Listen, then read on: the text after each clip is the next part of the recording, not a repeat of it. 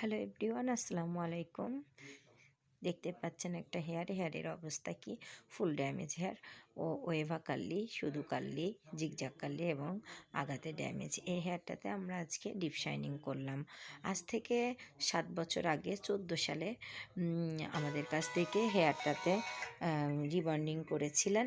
আজকে আমরা আবার ডিপ শাইনিং করে দিলাম। তবে ডিপ শাইনিং করার আগে একটা প্রবলেম পেয়েছিলাম আপুর হেয়ারে কিছু কালার নেওয়া ছিল, হেনা প্যাক, দুলহান, মেথির মতো এরকম কিছু প্যাক তৈরি করা ছিল।